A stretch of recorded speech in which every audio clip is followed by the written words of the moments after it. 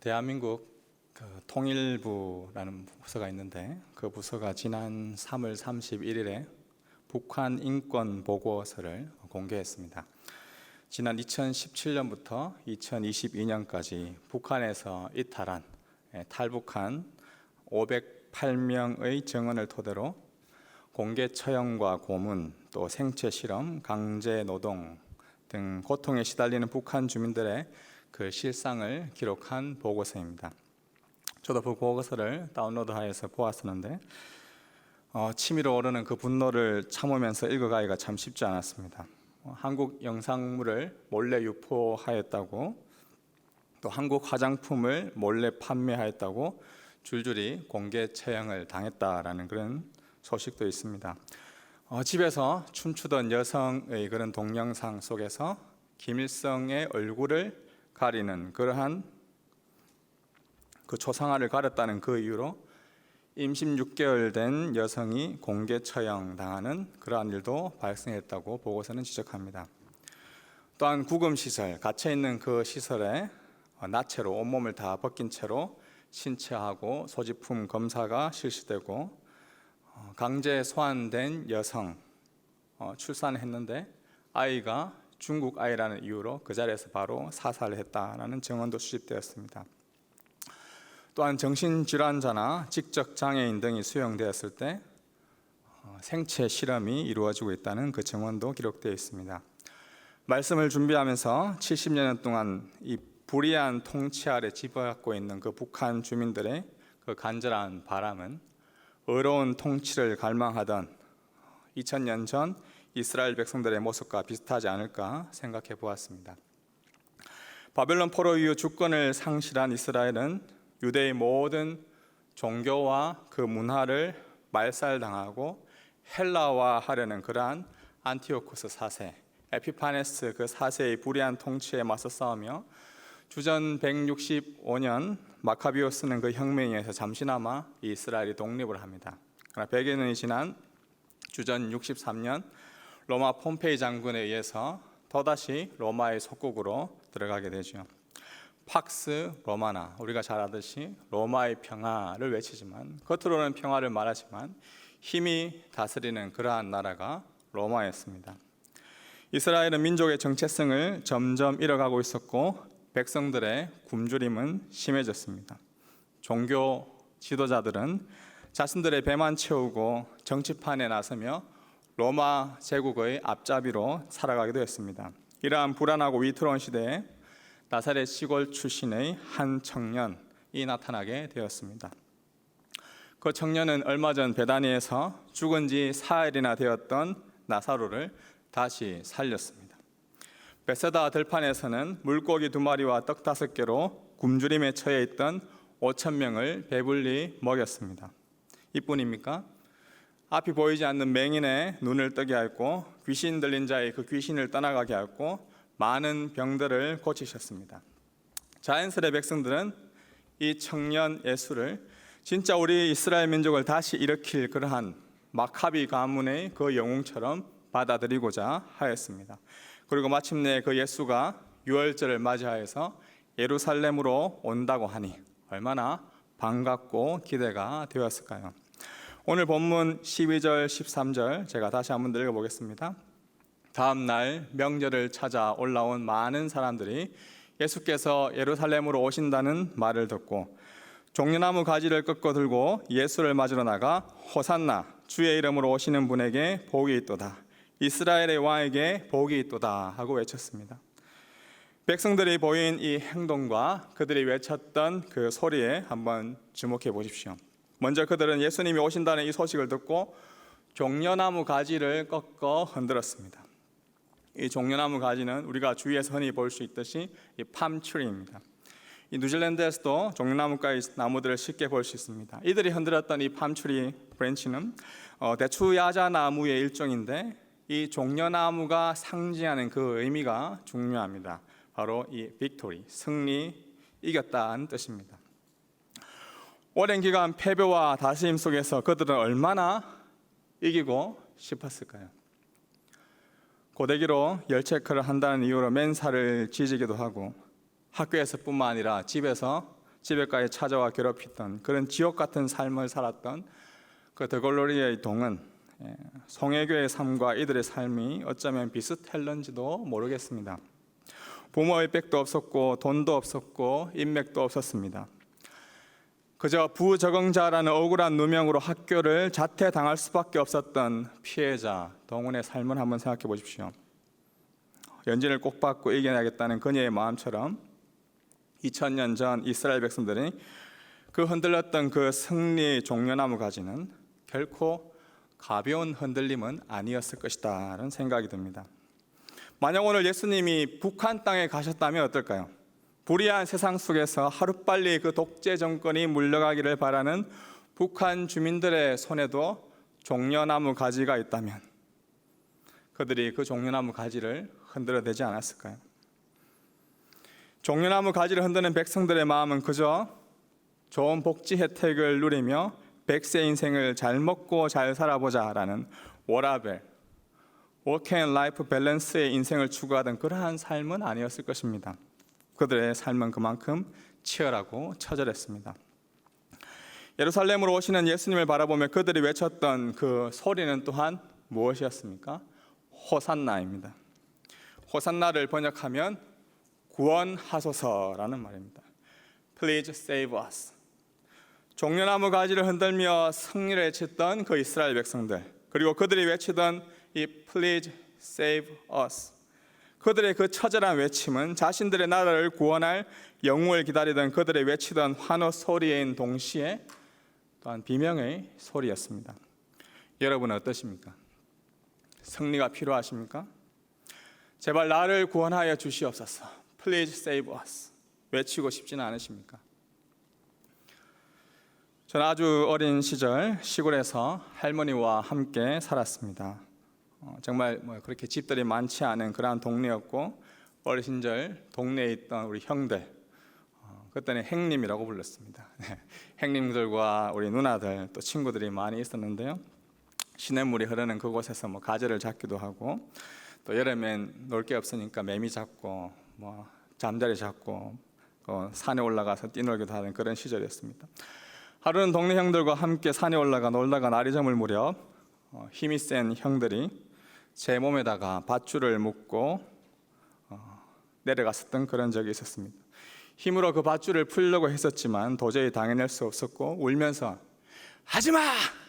하지 말라고! 외쳤던 그러한 기억이 납니다.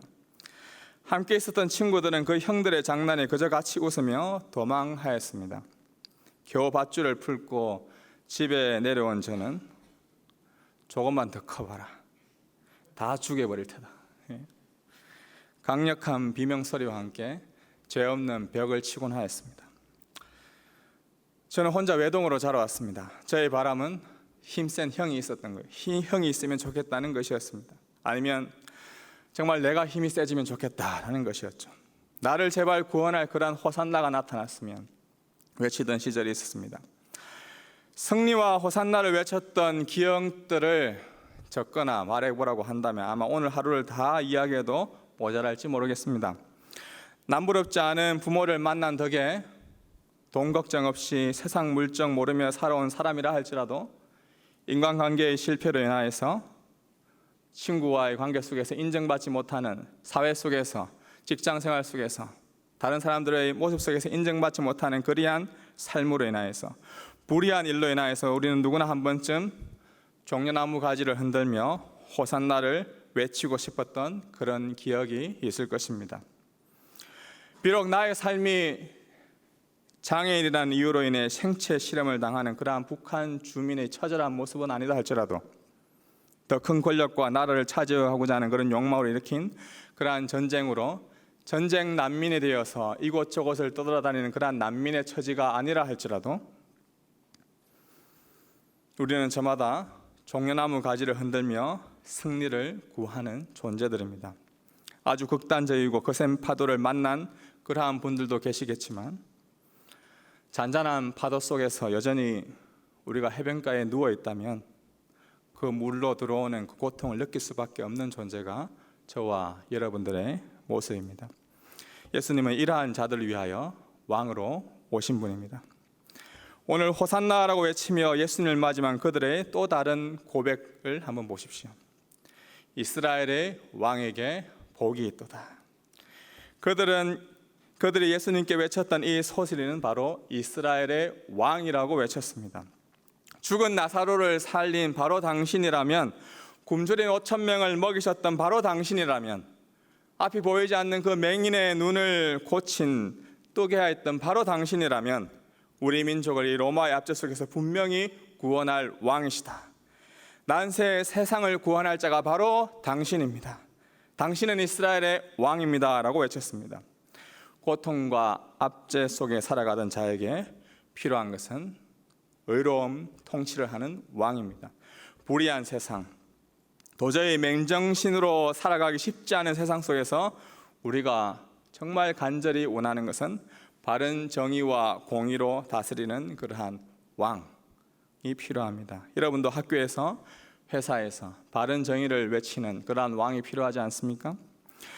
도저히 이 보스 밑에서는 못 해먹겠다는 그러한 생각이 몇 번이나도 들다가도 매주 나가는 렌트비와 스튜던트 론에 밀린 그러한 빚들을 갚아가기 위해서 몇 번이나 참고 묵묵히 회사를 다닌 기억은 없습니까? 회사의 구조조정, 리스트럭처링으로 인하여서 어제까지 함께 다니던 그 직장의 동료가 회사에 보이지 않아 가슴 졸이며 살아오지는 않습니까?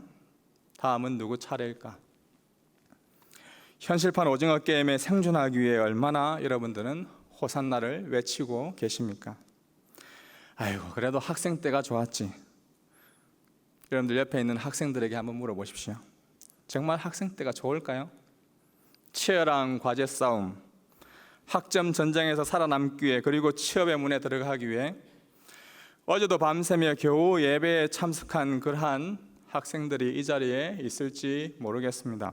아니, 이미 예배와 교회를 포기하면서까지 생존 경쟁에서 승리하기 위해 몸부림치며 불안한 몸을 이끌고 이 자리보다 도서관에 간 그러한 친구들도 있을지 모릅니다. 사랑하는 우리 청년 여러분, 세상을 살아간다는 건 참 녹록지 않습니다. 만만하지 않죠. 호락호락한 세상이 결코 아닙니다. 그저 종려나무 가지를 흔들고 호산나라고 외치면 누군가가 나를 구원해주면 좋겠다라는 그런 생각이 드는 그러한 날들이 한두 번이 아닙니다. 2000년 전 이스라엘 백성들의 상황도 우리와 시대와 문화만 달랐지 그들이 느꼈던 그 감정이 고스란히 이 성경 속에 묻어져 나옵니다. 이때 바로 예루살렘에 예수님이 등장했습니다. 그는 어떤 모습으로 나타나셨습니까? 14절 말씀 우리 함께 보겠습니다. 예수께서는 어린 나귀 한 마리를 보시고 그 위에 올라 앉으셨습니다. 이것은 성경에 기록된 것 같습니다. 예수님은 어린 나귀 한 마리 위에 올라 앉으셨고 그것을 타고 예루살렘에 입성가셨습니다. 승리의 종려나무 가지를 흔들며 호산나를 외치는 그 백성들의 모습에 어쩌면 다소 어울리지 않는 그러한 모습입니다. 이스라엘 왕과 어린 나귀 어울리지 않습니다. 용맹스러운 전투마나 화려한 마차를 타고 등장해야 할 이스라엘 왕, 그것이 더 어울릴지 모르겠습니다. 그러나 예수님은 어린 나귀를 타고 등장하십니다. 이것은 우리가 기대하고 바라는 예수님과 예수님이 정말 우리에게 하시고자 하는, 하고 싶은 그러한 모습과는 다소 거리가 있음을 보여주는 그러한 장면입니다. 우선 예수님이 어린 나귀를 타고 등장한 것은 바로 왕으로 오신 예수님이 구약의 말씀을 그대로 성취하고 있는 장면입니다. 스가랴 선지자는 예수님이 오시기 약 500년 전 이미 왕으로 오시는 그리스도의 어린 나귀를 타고 오시는 것을 예언하였습니다. 스가랴 9장 9절에 이렇게 기록되어 있는데요, 우리 함께 다 같이 읽어보겠습니다. 시온에 따라 마음껏 기뻐하여라. 예루살렘에 따라 소리쳐라. 보아라, 내 왕이 내게로 오신다. 그는 의로우시며 구원을 베푸시는 분이다. 그는 겸손하셔서 나귀를 타시니 어린 새끼 나귀를 타고 오신다. 아멘. 500년 전에 살았던 스가랴가 예언한 대로 어린 나귀 새끼를 타고 예루살렘으로 입성하시는 예수님의 말씀, 예수님의 모습은 말씀을 성취하신 분이심을 분명히 보여줍니다. 그리고 예수님은 의로우시며 구원을 베푸시는 분입니다. 불의한 세상, 불의한 회사, 공정하지 못한 학교라는 느껴지는 그러한 상황 속에서 그 불의한 세상을 완전히 물리치실 구원자가 나타났습니다. 그런데 예수님은 어떻게, 그리고 어디로부터 이스라엘 백성들을, 그리고 오늘날 우리의 모습을 구원하기 원하실까요? 그 답은 어린 나귀를 타고 오신 그 예수님의 모습 속에서 담겨져 있습니다. 예수님이 어린 나귀 새끼를 타셨다는 말은 겸손하심, 그분의 낮아지심을 나타내주고 있습니다. 하늘에서 천군 천사로부터 영광을 받으셔야 할 그 예수님께서 낮고 낮은 이 땅 위에 내려오셨습니다. 호산나라고 외치며 종려나무 가지를 흔드는 이 백성들의 모습과 자신의 모습에 별반 다르지 않는 그러한 인간의 모습으로 이 땅에 내려오셨습니다. 화려하고 주목받을 만한 지방과 가문에서 태어나신 것이 아니었습니다. 베들레헴 그 시골에 임신한 그 여인이 묵을 빵을 찾았는데 그 여인에게 방 한 칸도 내주지 않는 그러한 매정한 그러한 예루살렘, 베들레헴 그 땅에서 말구유에 처절한 부부의 그 안타까움 속에서 태어나셨습니다. 삶이 녹록하지 않았습니다. 아마도 일찍 돌아가신 그 아버지를 대신하여서 가정의 가장으로서 동생을 돌보아야 하셨고 어머니를 복양해야 하셨습니다. 또한 오늘날로 치면 일일 노동자로 막노동꾼으로 일하며 결혼 정년기가 지나서도 결혼하지 않고 늦은 나이까지 집안일을 하던 노총각으로 살던 자가 바로 청년 예수였습니다. 그리고 때가 되자 제 아들을 이끌며 하나님 나라를 전파했습니다. 그렇다고 화려한 전차를 이끌고 다닌 것이 아닙니다. 그저 걸어 다니셨고 헐벗은 자를 찾아다니셨고 굶주린 자를 긍휼히 여기시며 그들을 돌보셨습니다. 그리고 때가 되자 어린 나귀를 타시고 예루살렘으로 향하셨습니다. 종교 지도자들의 온갖 박해와 그들로 인하여서 겪는 그러한 수모와 고통 속에서 호산나 이스라엘의 왕이시여 구원을 외치던 그들의 실제적인 필요를 채워주지 못한 채 불의한 재판의 현장에 넘겨지셨고 며칠 전까지만 하더라도 승리를 외치던 호산나 다윗의 자손이여 이스라엘의 왕이여 우리를 구원하소서라고 외치던 그 많은 군중들, 많은 사람들의 그 소리가 이제는 저 예수를 못 박아라, 저 예수를 못 박아라, 처절한 배신의 소리를 들으시면서 죽음의 길을 걸어가셨습니다. 왜 힘없이 아무런 저항 없이 무력한 자로 그 길을 걸어가셨을까요? 왜 겸손히 묵묵히 그 길을 걸어가셔야만 했었을까요? 3년 동안 함께 있었던 제자들조차 예수님이 걸어가시는 그 겸손의 길을, 그 낮아짐의 길을 이해하지 못했습니다. 그들조차도 예수님이 죽고 나서 영광을 받으신 뒤에야 그제서야 깨닫게 되었다고 오늘 말씀은 기록하고 있습니다. 그 전까지는 그들도 똑같이 예수님을 모른다라고 부임하며 몸과 마음이 예수님을 떠나버렸습니다.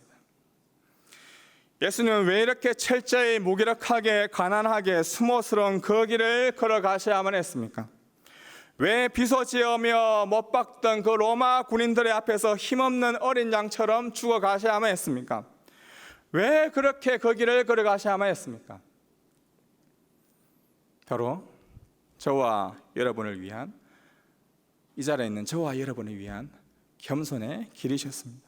그분은 저와 여러분이 단순히 이 세상에서 이 친구들로부터, 이 직장으로부터, 이 사회로부터 구원받고 승리받는 것, 그것만 원하시지 않으셨습니다. 그저 괴롭히던 자들을 복수하고 승리하는 그 복수를 위해 이 땅에 내려오신 분이 아니셨습니다.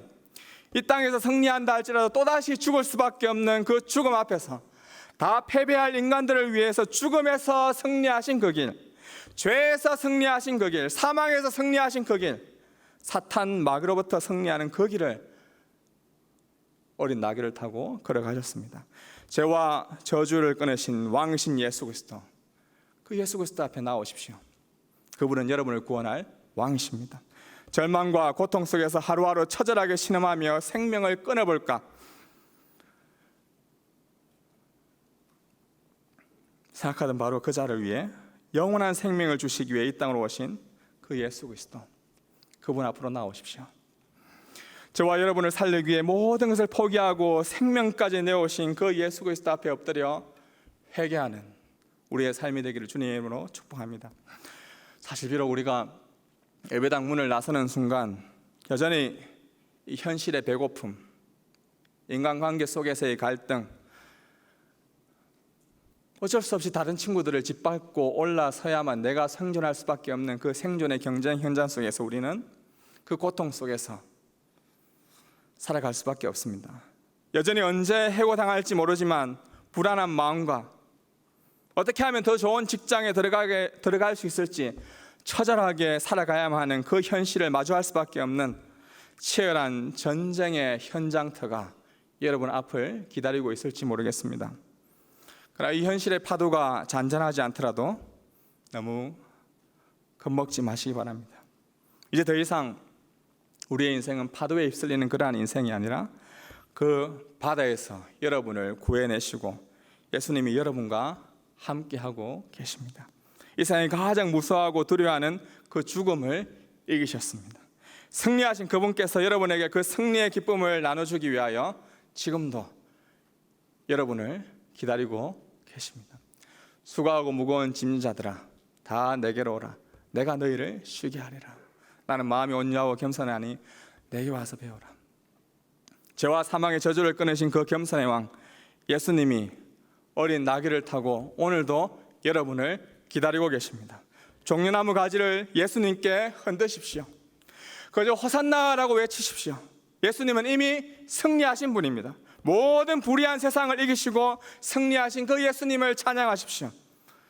비록 우리가 직장 속에서, 학교 속에서, 삶의 터전 속에서 이번 한 주만 살고 다음 주는 못 해먹겠다라는 그러한 마음과 생각이 든다 할지라도 오늘도 종려나무 가지를 흔들며 우리를 위해 오신 그 예수님 앞에 호산나라고 외치십시오. 로마서 5장 17절 18절 말씀 우리 함께 같이 읽었으면 좋겠습니다. 아담 한 사람으로 범죄로 인해 죽음이 바로 그 한 사람을 통해서 왕노릇했다면 은혜와 의의 선물을 넘치도록 받는 사람들은 한 분 예수 그리스도로 인해 생명 안에서 왕노릇할 것입니다. 그러므로 한 사람의 범죄로 인해 모든 사람이 정죄에 이른 것처럼 한 분의 의로운 행동으로 인해 모든 사람이 어렵다는 인정을 받아 생명에 이르렀습니다. 아멘. 불의를 이기신 왕 예수님의 그 의로운 십자가로 인해 우리는 더 이상 죽음과 실패가 우리에게 임하지 않을 것입니다. 심지어 우리가 이 세상 속에서 실패한다 할지라도, 아니 죽음에 이른다 할지라도 이미 죽음을 이기시고 사망 권세를 이기신 그분께서 우리를 그 죽음 너머에서 기다리고 계십니다. 이 소망과 이 생명 안에 거하십시오. 그 예수 그리스도 앞으로 나오십시오. 불의한 세상 속에서 그분의 은혜로 옷 입으십시오. 승리의 종려나무 가지를 예수님께 흔들며 호산나 외치면 그 우리의 삶 가운데 정말 예수 그리스도를 만나는 은혜가 있기를 주님의 이름으로 축복합니다. 기도하겠습니다. 하나님,